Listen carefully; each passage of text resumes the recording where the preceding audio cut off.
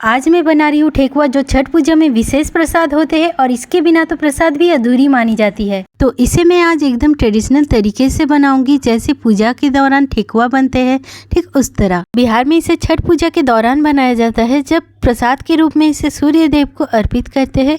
Basically इस time पर सारी महिलाएं मिलजुल कर इसे बनाती है। आपने बहुत बार ठेकुआ खाया होगा, लेकिन उस तरह का स्वाद आपको कभी नहीं मिला। यकीन मानिए, आज मैं एकदम विस्तार से बताऊंगी कि इसे कैसे बनाना है। सारे मेजरमेंट एकदम परफेक्ट है और आप बिल्कुल भी निराश नहीं होंगे। तो चलिए इसे बनाना स्टार्ट करते हैं।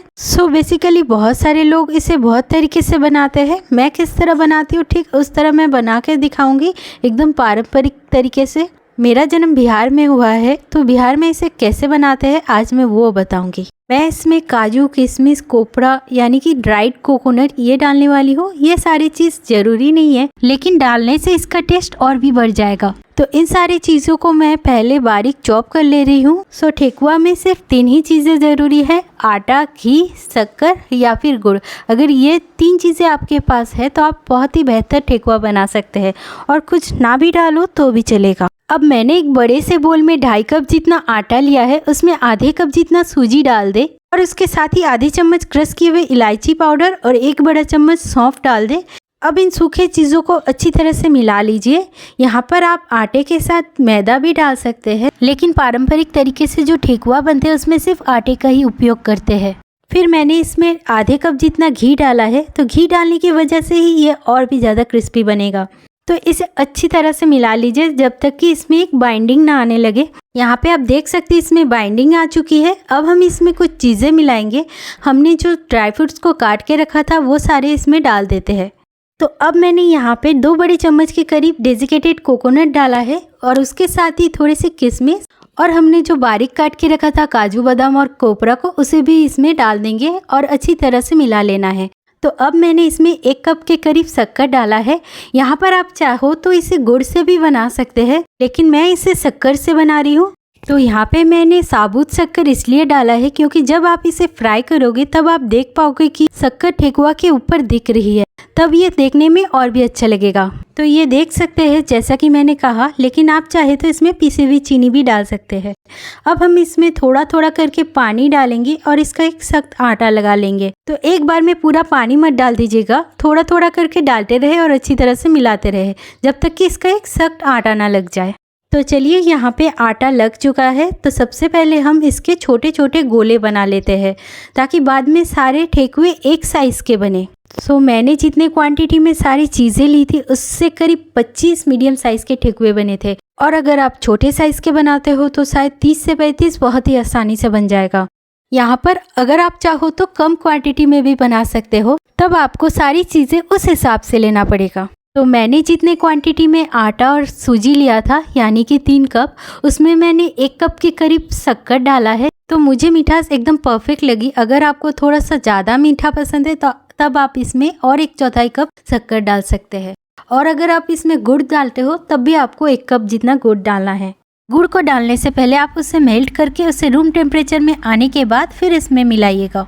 अगर आपने ठेकुआ खाया है तो आपको पता ही होगा, उसमें ज़्यादा मीठा नहीं होता, उसमें हल्की सी मिठास होती है। तो अब हम ठेकुआ का शेप डालेंगे। उसके लिए अगर आपके पास साँचा है तो आप बहुत ही आसानी से बना सकते हैं, वरना आज मैं बिना साँचे के कैसे बनाते हैं वो दिखाऊंगी। आप कोई सा भी एक चम्मच ले लीजिए, उसके पीछे वाले हिस्से से ठीक इस तरह डिज़ाइन कर दीजिए।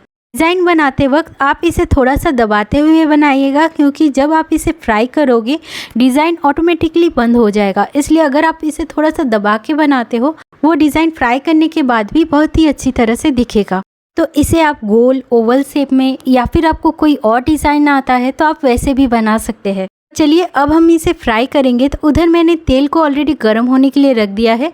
तो तेल अच्छी तरह से गर्म हुआ है कि नहीं, उसके लिए एक छोटा सा टुकड़ा डाल दें। अगर वो तेल के ऊपर तैरने लगा, यानी कि अच्छे से गर्म हो गया। अब हम उसमें एक एक करके सारे ठेकुए को डाल देंगे। तो अब हम इसे डीप फ्राई करेंगे। तो कोशिश कीजिएगा वाइट पैन ले, जिससे आप एक ही बार में बहुत सारे फ्राई कर पाओ।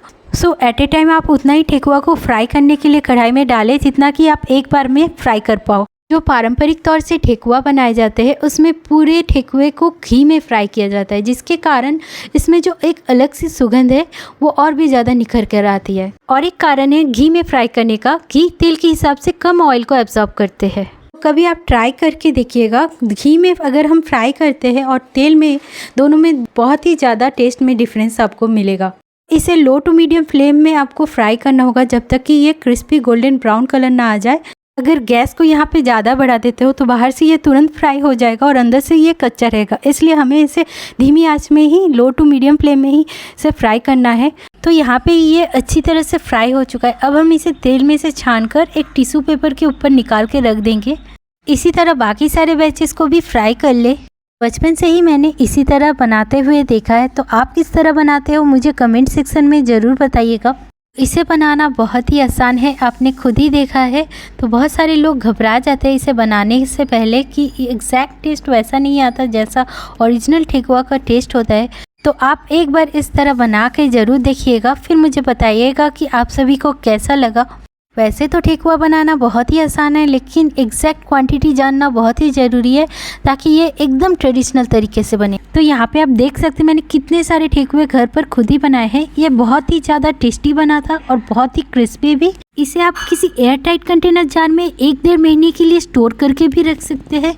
इस बार छठ पूजा के दौरान आप इस ठेकुए की रेसिपी को ज़रूर बनाइए, फिर मुझे कमेंट सेक्शन में बताइएगा कि आप सभी को कैसा लगा। अगर अच्छा लगा हो तो मेरे इस वीडियो को लाइक, शेयर और मेरे चैनल को सब्सक्राइब जरूर कर दीजिएगा, ताकि मैं ऐसे ही नए नए वीडियो आप सभी के साथ शेयर कर पाऊँ। और हाँ, छठ पूजा की आप सभी को मेरी ओर से ढेर सारी शुभकामनाएं।